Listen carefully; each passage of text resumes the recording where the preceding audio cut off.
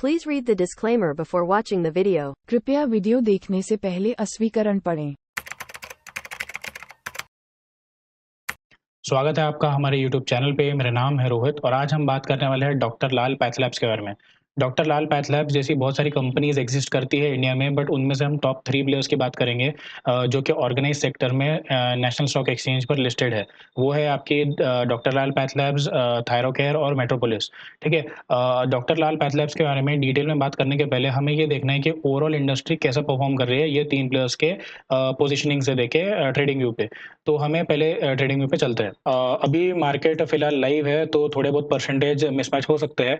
यहाँ पे आप देख सकते हैं डॉक्टर लाल पैथ लैब्स, एक मिनट में पहले फुल स्क्रीन कर लेता हूँ। यहाँ पे आप देख सकते हैं डॉक्टर लाल पैथ लैब्स जो है वो अपने लाइफ टाइम हाई से अप्रोक्सीमेटली 34% डाउन है। सेकेंड कंपनी है हमारी मेट्रोपोलिस। तो मेट्रोपोलिस जो है वो भी अपने लाइफ टाइम हाई से काफ़ी नीचे है, वो है -45%, ये डाउन है। थर्ड कंपनी है हमारी थायरोकेयर, वो भी अपने लाइफ टाइम हाई से 55% डाउन है। जब ऐसा होता है कि मार्केट के टॉप प्लेयर्स ही अपने लाइफ टाइम हाई से 30-40% से ज़्यादा डाउन है, तो ये समय रहता है कि समय रहता है कि हम समझें कि ओवरऑल इंडस्ट्री में गड़बड़ क्या है और उसमें से एक मार्केट लीडर चुनें जिसके फाइनेंशियल्स और उनके प्रॉफिट लॉस स्टेटमेंट सारी चीज़ें, उनके रेशियोज़ वगैरह बहुत अच्छे हैं, जिनके कारण हम उसको होल्ड करके लाइफ टाइम हाई तक के हम उसे होल्ड करके उसे वहाँ सेल कर सकते हैं। तो यहाँ पे हम in specific doctor Lal path labs की बात करेंगे।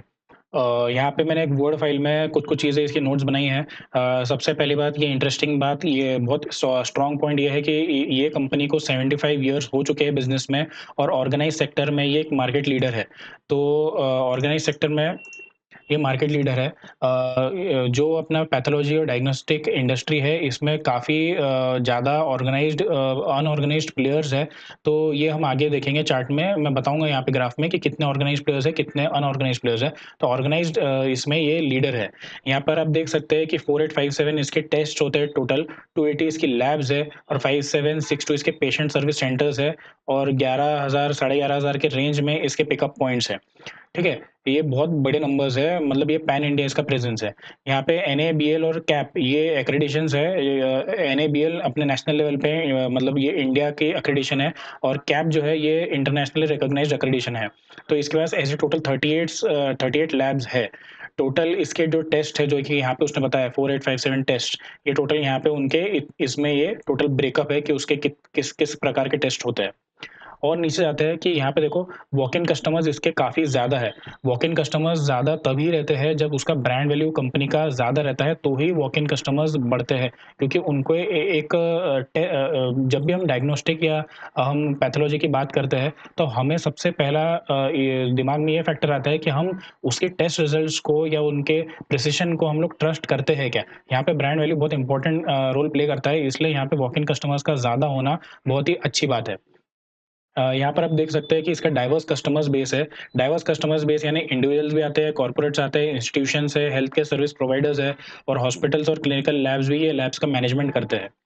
कंपनी का आप पास्ट रिकॉर्ड देखोगे तो 1949 से 2020 तक के, यहाँ तक के आप जो भी यहाँ पे मैंने ग्रीन चीज़ों में हाइलाइट किया है, यहाँ पर आपको कंपनी का अग्रेशन दिखेगा उनके एक्सपेंशन में। यहाँ पे देखो इसने 2005 और 2010 के बीच में एक्विजिशन किया है Paliwal Medicare private limited and Paliwal diagnostic private limited का।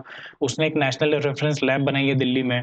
2010 से 15 ये अगले 5 साल में भी देखो यहाँ पे नॉर्थ में एक्सपेंशन है, ईस्ट में एक्सपेंशन है, साउथ में एक्सपेंशन है और मल्टीपल एक्विजिशंस किया है इसने अपने नेटवर्क बढ़ाने के लिए और फिर यहाँ पे इसकी लिस्टिंग भी हुई थी आईपीओ की। 2015 से 20 में भी ये अगले 5 साल में स्वाश फिट करके है। ये एक ऐसा स्वाश फिट करके इनका एक ऐसा प्रॉपर एक इनका एक पैकेज है जिसमें आपके मल्टीपल बंडल ऑफ टेस्ट एक साथ करते हैं, तो ये कस्टमर को थोड़ा बहुत ये इकोनॉमिकल पड़ता है। तो ये इनका टारगेट ये है कि इनका रेवेन्यू उनको बढ़ाना है, वो आगे देखेंगे इनका रेवेन्यू। ठीक है? यहाँ पे आप एक बार स्टॉप वीडियो को स्टॉप करके एक बार इसका स्क्रीनशॉट ले लो कि इसने ये जो भी मैंने ग्रीन में मार्क किया है ये ओवरऑल इसका टोटल एक्सपेंशन जर्नी बताता है। ठीक है? मतलब ये देखो यहाँ मैंने लिखा है company is growth hungry as you can see in the acquisitions. ठीक है? अब स्वाशफिट का जो रेवेन्यू है देखो, स्वाशफिट is a package of various test provided in a bundle. Revenue mix, अब इसका जो स्क्वायर फीट से रेवेन्यू आता है ये टोटल अपना 22% है, जो कि बहुत अच्छी बात है। ये 22% यानी ये चालू हुआ है अपना 2015-20 के बीच में और अभी इसका 22% रेवेन्यू आना काफ़ी अच्छी बात है। अदर्स पे इसका रेवेन्यू 78% है।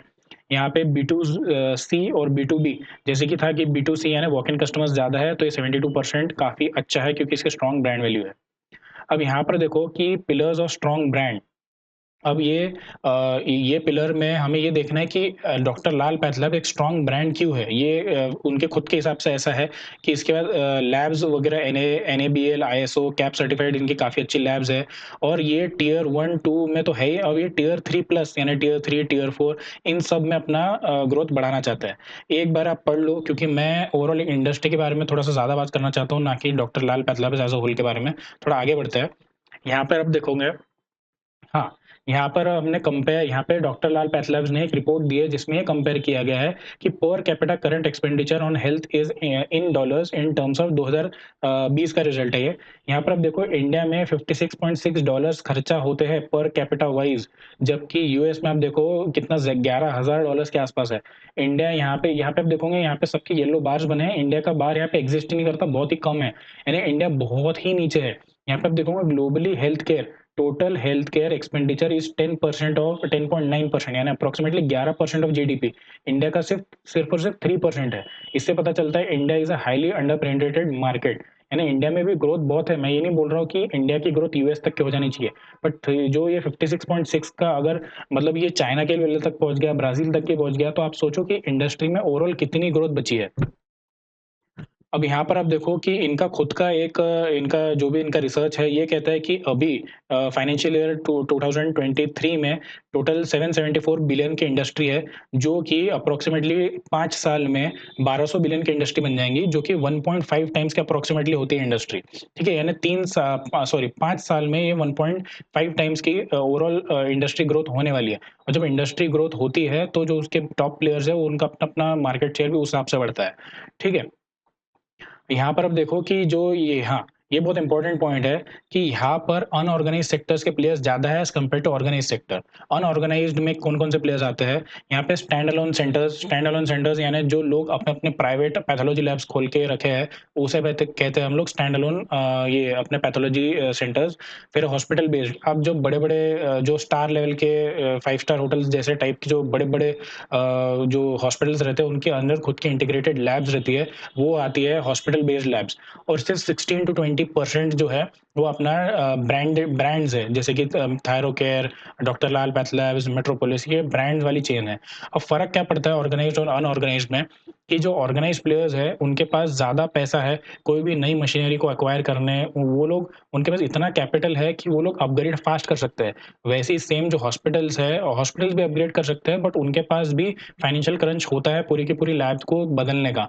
और जो स्टैंड अलोन शॉप्स है उनका तो इतना पॉसिबल नहीं होता है कि वो लोग उनका करोड़ों का सेटअप का वो जल्दी-जल्दी उनको चेंज करें according to market conditions and dynamics.